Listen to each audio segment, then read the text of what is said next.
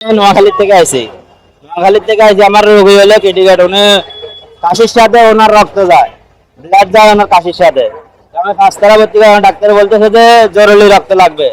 এখন আমি ডোনার ব্যবস্থা করছি, সব ব্যবস্থা করছি, বলতেছে 2 তলা যাও, ব্লাড ব্যাংকে যাও, ব্লাড ব্যাংকে যাইলে তোমরা ওখানে পাবে। কিন্তু আমি ডোনার আনছি, তারপরে সিরিয়াল দিছে, ওরা আমাদের থেকে 750 টাকা নিছে।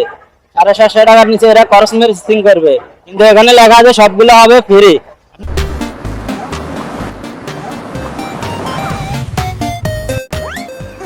ডোনার দেন, সবগুলো ফ্রি হবে, কিন্তু এরা খরচ মেশিং জন্য আমাদের থেকে 750 টাকা নেয়।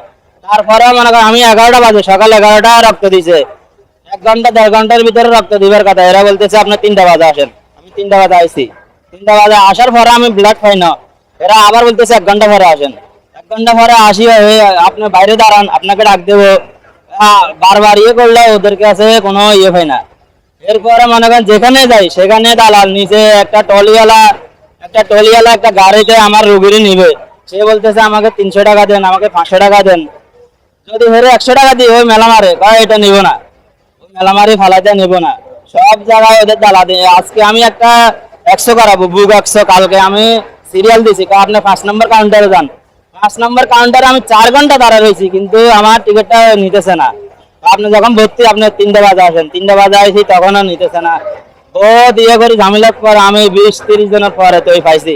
ভাই ওখানে গেছি, এরা বলতেছে আপনি কালকে 8টা বাজে আসেন। 8টা বাজে ওখানে গেছি, কিন্তু ওখানেও এরা নিতেছে না, আগে এরা নাই।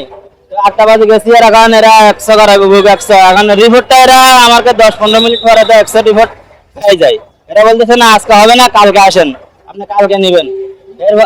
এরপরে যদি আপনি ফিল্ম নেন, তাহলে আপনি ডাক্তারের কাছে যান, ডাক্তারের কাছে সই নিয়ে আসেন। যদি আপনি ফিল্ম নিতে চান, তাহলে আমি ডাক্তারের কাছে গেছি, ডাক্তারে ফের আমাদের সই করে দিছে, আপনি ফিল্ম নিয়ে আসেন। তো ফিল্ম দিয়ে দিছে, এরা রিপোর্ট দেয় নাই।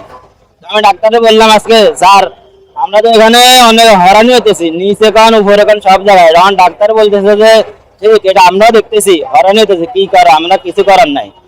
ডাক্তার আমাদেরকে বলতেছে স্যার আমরা তো ভাই, আমাদের কিছু করার নাই, এটা সব জায়গায় চলতেছে।